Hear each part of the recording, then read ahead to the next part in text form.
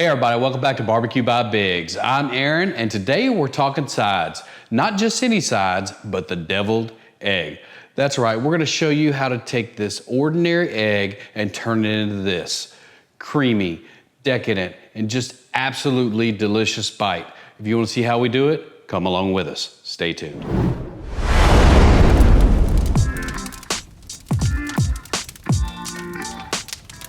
So growing up in the South as a kid, we used to have deviled eggs at just about every get-together that we'd have, whether it be a barbecue, a picnic, or even just a family gathering.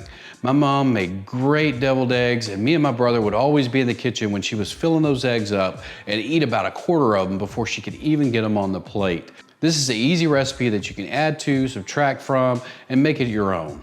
Take these to your next barbecue or your next picnic, and I guarantee you, next time you ask somebody, what should I bring? They're gonna say, bring your deviled eggs. So let me bring you in and show you how to do it.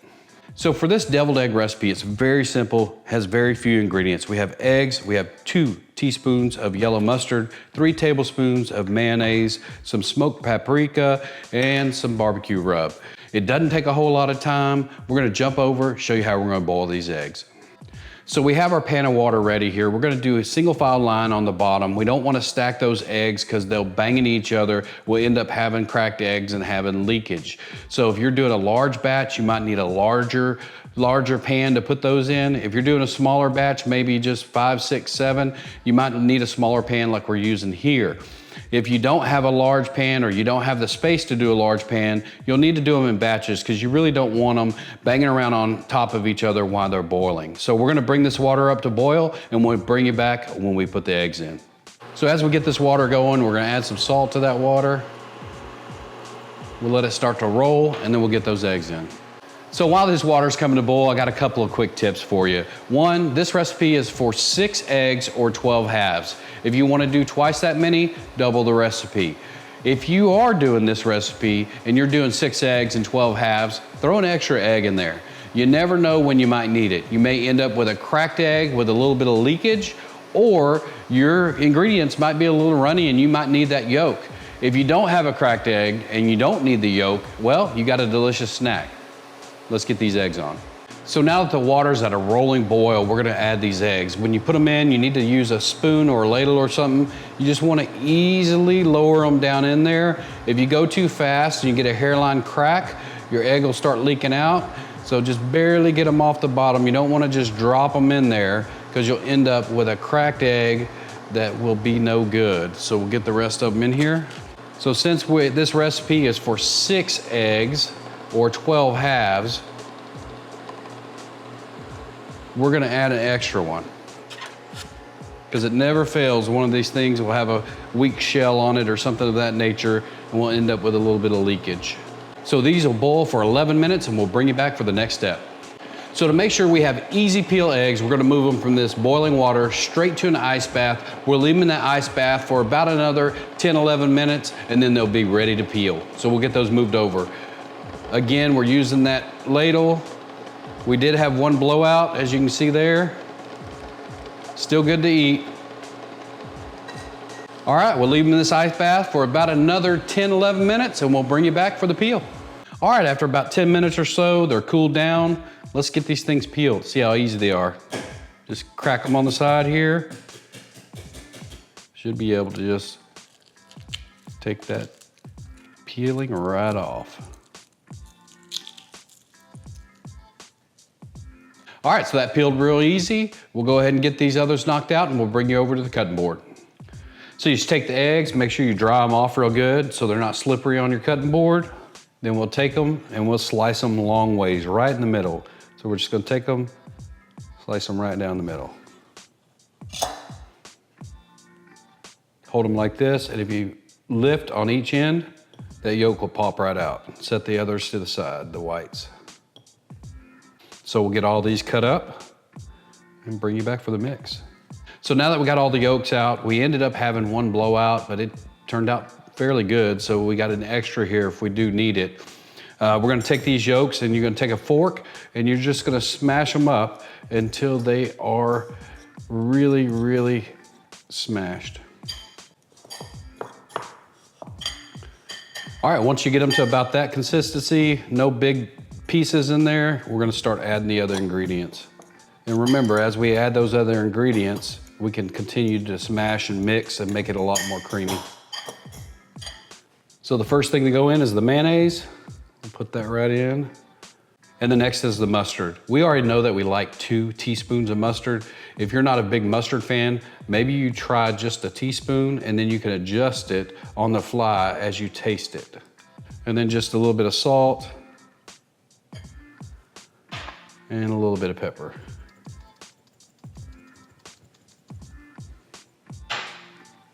And again, we'll take that fork and we'll just mash as we go as we mix this together. Looking for a creamy consistency. I got it all smashed out, switching over to my little spatula to finish it. Once it's all incorporated and looks good to you, you wanna make sure you taste test it. This is the time to add any salt, any pepper. If you need to add any more richness, that would be your mayonnaise. You can add more mayonnaise if it's too dry.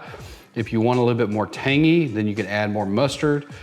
Also, if you have to add more mayonnaise and it's dry already, or you need to add more mustard, you have that extra egg that you can use the yolk if you need to. Just smash it up before you put it in here, and you can put a little bit more mayonnaise or a little bit more mustard, and then that yolk will dry that up for you. That looks good. All right, let's get it in those eggs. So now that we got it all mixed up, there's 2 ways you can fill this. You can use a spoon, you can roll it over the top and fill that in, or you can use a piping bag, or if you don't have a piping bag, you can use a Ziploc bag like we're gonna use here. So all we're gonna do is we're gonna fill this Ziploc bag up, and then we'll cut the corner just a little bit, and we'll use it just like a piping bag. Open it up wide, and we'll stick it right down there in the corner.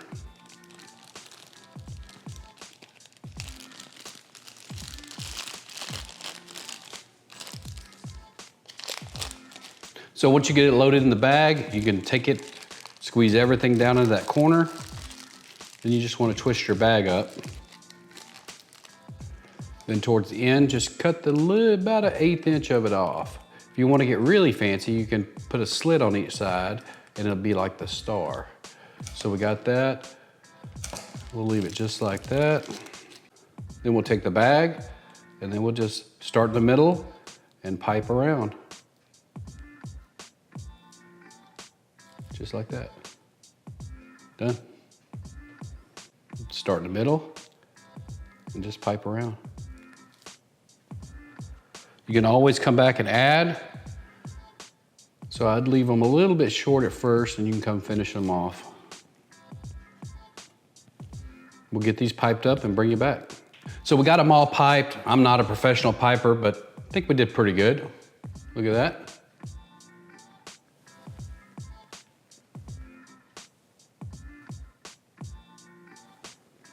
Not bad at all, good looking egg. So one thing I did want to say, if you're gonna be making these and you don't have one of these trays, this one was passed down in our family. It's an actual deviled egg tray. They also make plastic ones and containers that have the deviled egg cutouts in it. If you're not traveling like that and you're going with a flat pan or a paper plate or something of that nature, you can trim just the bottom part of this egg off and it'll sit flat and it won't roll around on you. So if you're gonna be traveling with something flat, I would suggest before you put the filling in there, roll it on the side and take a little bit of that off. That way it sits flat for you. So now that we got them all piped up, we're ready for the toppings. We're using barbecue rub on this side, smoked paprika on this side. We're going with the smoking sweet heat on this side. You can use any barbecue rub that you have around there. You can also put any topping. That's what the good thing about these deviled eggs are. It's your base for whatever else that you want to do. As they sit, they are absolutely delicious. You can add to them. You can add candied jalapenos, you can add bacon, you can add whatever you want to, stick it in the side, you can put whatever topping that you want, maybe some dusting of ranch powder, whatever you want to do or want to try, you can make out of these deviled eggs. But for today, barbecue rub and smoked paprika. And we're just gonna take it and just give it a little color on the top. And for the other side, we're using the smoking sweet heat. Gives it a little smoky flavor and a little heat, not too much. It's about all it needs. So after about 30 minutes, 5 minutes of it being actual work, we have us some delicious bites. Let's get a taste of it. Let's do the paprika first. Every time I eat these, it brings back childhood memories. Let's try the sweet heat. It's good, smoky, a little bit of sweet. So delicious. So next time, instead of bringing the ice or a bag of chips or whatever else you might bring to a barbecue or a picnic, take some of these deviled eggs. And I assure you that next time you ask somebody, hey, what do you want me to bring? They're gonna say, bring me your deviled eggs. If you wanna see what we cook next time, make sure you hit that subscribe button and we'll see you on the next cook.